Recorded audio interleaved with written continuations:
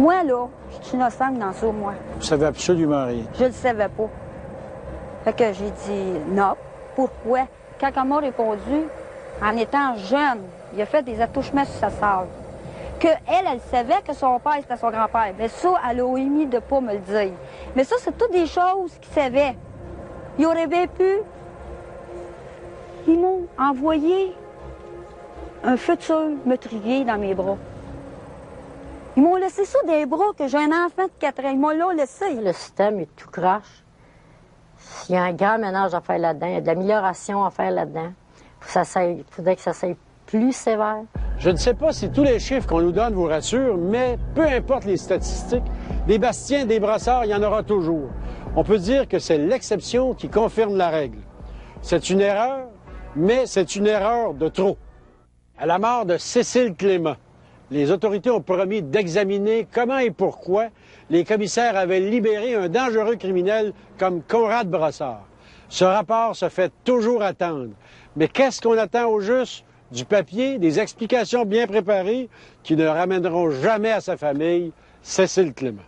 Ma mère était très attentionnée et il y avait bien des choses. Elle cherchait tout le temps une signification particulière à bien des choses. Puis elle m'avait donné en cadeau des petits anges pour mettre dans notre maison pour me protéger moi. Mais le sort a voulu que... Qu'elle ne soit pas protégée. Moi, je continue à être protégée, mais je pense qu'elle doit continuer à le faire d'où est-ce qu'elle est. J'en parle aujourd'hui, j'ai 22 ans. Puis là, je souffre d'une injustice de ces 22 années-là parce que je ne l'ai pas liquidé, moi. Ça n'a pas sorti. Mais tout ça, c'est Brassard que tu vois dans ta tête quand tu parles de ça. C'est plus que ça. C'est tout le système qui entoure Brassard. C'est le filet autour de lui qui réussit à passer à travers. C'est libération conditionnelle, c'est le système carcéral. C'est l'ignorance des gens. Qu'est-ce que vous diriez aujourd'hui si vous aviez aidé un gars comme Brassard, Conrad Brassard, à être dehors puis d'avoir les reproches qu'on fait à ce gars-là aujourd'hui qui nuisent à tout l'ensemble des détenus? Je trouverais ça terrible. J'aurais peut-être de la misère à dormir pendant un grand bout de temps, mais ça me découragerait pas. Et je me dirais, on n'a peut-être pas été assez loin encore. Il faut être encore plus prudent. Il faut investiguer encore plus. Il faut poser encore plus de questions. Il faut vérifier encore plus de choses, mais le système, il marche pareil. Et en bout de ligne, je finirais par dire, OK, je continue de travailler. L'affaire Bastien a déclenché une révision du système. Et maintenant, qu'est-ce qui est changé depuis ce temps-là? Le rapport Corbeau et les modifications législatives qui en ont suivi vont faire en sorte que toute la question de réinsertion sociale de la personne contrevenante, donc du détenu, va être gérée par la Commission québécoise des libérations conditionnelles.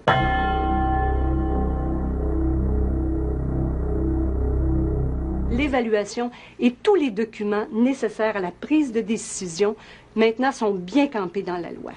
Donc, sont listés dans la loi et on va être assuré d'avoir tous les documents au dossier pour prendre une décision éclairée.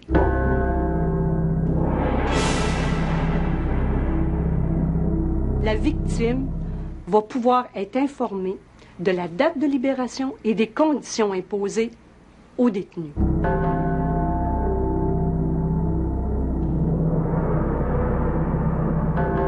Parfois, lorsque je fouille un dossier, lorsque j'écris sur des criminels d'habitude, des criminels qui récidivent à chaque fois qu'on les remet en liberté, je me pose une série de questions.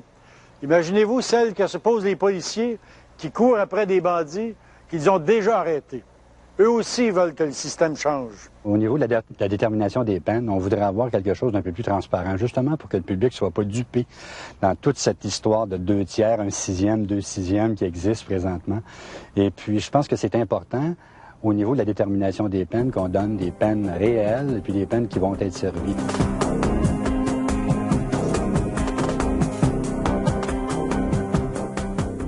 Il y a eu des allusions de quotas aussi, où on veut que 50% des détenus soient en train de servir leur peine dans la communauté au lieu d'être à l'intérieur.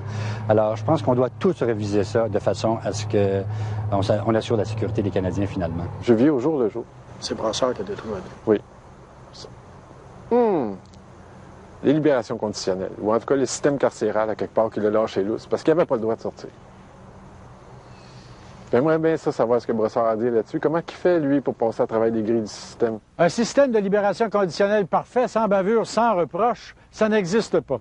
Mais comment peut-on se résigner à un tel système lorsque l'erreur se traduit par la mort d'un enfant de 13 ans, celle d'une mère de famille ou encore une vie brisée?